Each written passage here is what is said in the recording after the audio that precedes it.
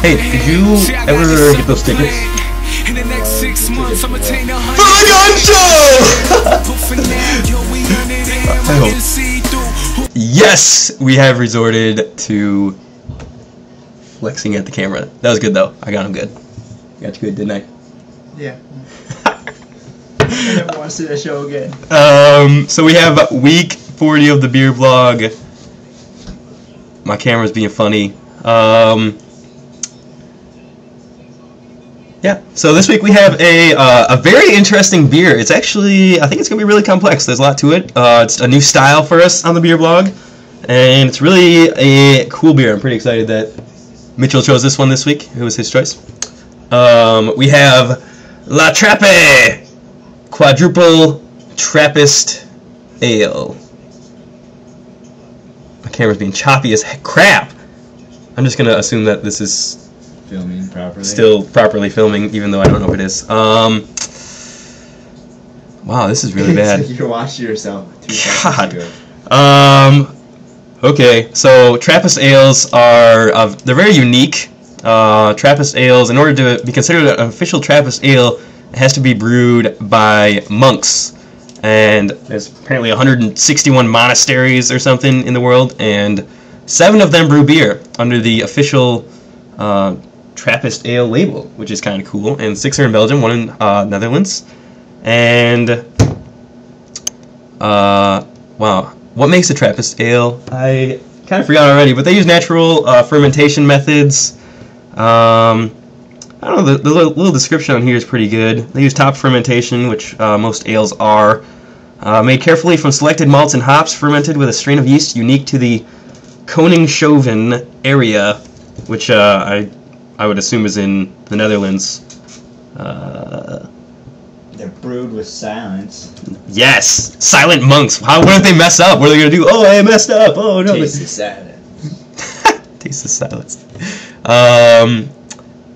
So yeah, these are pretty cool. It is also bottle conditioned, and we had one last week that was bottle conditioned. And so I thought I would talk a little bit about what bottle conditioned means. If you ever get one of these like pint beers where it says bottle conditioned, it means that it is unfiltered so that the final condition of the beer takes place in the bottle. And what that means is that the beer kind of finishes out the brewing process in the bottle, and usually there's a lot of like yeasty type flavors at the bottom of the bottle, so you kind of don't want to drink to the bottom of the bottle because it'll just taste really yeasty, which was what happened to me last week. So yes, let's go ahead and crack this baby open. Preliminary reviews. It is in the Netherlands. It is. So this is the one Trappist brewery that's in the Netherlands, then, which is kind of unique. Sort of cool. Reviews said this was kind of fruity. The IBUs are 25, so low bitterness. It's kind of fruity, really malty. As I mentioned, malt several times in the description here. And it's also 10%, so this is a pretty big beer. Not going to want to drink a whole lot because you're probably going to be smashed. In terms of glass choice, it said you want to drink like from a goblet or a tulip glass. Got the Lord of the Rings goblet out. Lord of the Rings goblet glass. Very optimal for drinking out of this. I just have a pint glass, something with an open top. Let's give it a go. It's a great noise every time.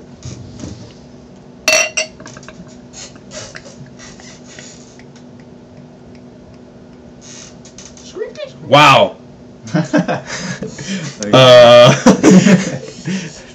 So that. I feel like that's what happened to Bill. Yeah.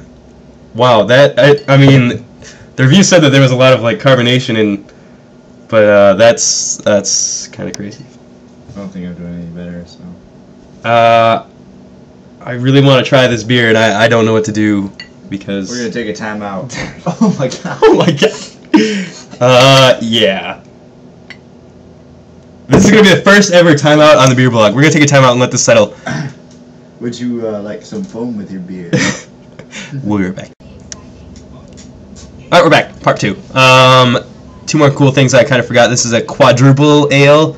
Quadruple ales, which is why it's 10%. Quadruple ales just means real big, real strong. Goes through the brewing process. I believe it would have to be 4 times, obviously, which is part of the reason why it's so strong. And so yeah, we're gonna try this beer. After a couple minutes, it settled down, and we have a nice beer to try. Let's give this thing a go.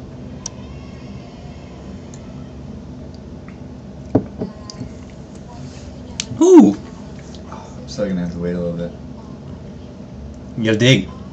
I will talk about it while you wait for your ears to subside a little more. It is really fruity. A lot of the reviews say it was real fruity, and it is definitely real fruity. I can't really taste any like dignified fruity taste. It's fruity. It's just real Like an fruity. Abbey ale. Yeah, yeah. Well, I think this is. I would assume it's an Abbey ale. I guess it's a Trappist ale, so it's not technically. Belgium and stuff. Yeah. Belgium, Netherlands. Real fruity, with a nice blend of the malts, like in with the fruity. The malts are kind of after the fruity flavor, I feel like, a little bit, and it doesn't really taste like 10% to me. No. I feel like this tastes more like a 6 or 7% type beer. So it's kind of like quadruples and stuff are kind of hard to tell. a lot of the Abbey ales taste so good because of the like the carmelly malt flavors that are in there. Real fruity up front. Real fruity. Man! Fruitiest beer. This is definitely the fruitiest beer. Monks love their fruit. Crazy monks. But it blends so well in with like the malty flavors afterward, and the aftertaste is really kind of the caramely malt flavor that we've had in a couple of the other beers lately as well. But I feel like what really distinguishes this is the really bold fruity flavor right up front. Yeah. I don't really get any of like the yeast, or there's no bitterness. There's no real yeast flavor, which I was kind of expecting in there, and it definitely doesn't taste like 10% to me. Low IBUs. Low IBUs, yeah. It's good.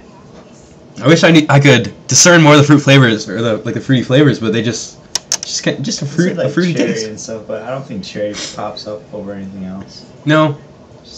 It did. One of the reviews said plums, and I feel like a plum might be maybe a little bit of the dominant flavor for me. Yeah. Feel like a plum flavor giving way to a nice caramely malt and really finishing with that malty flavor.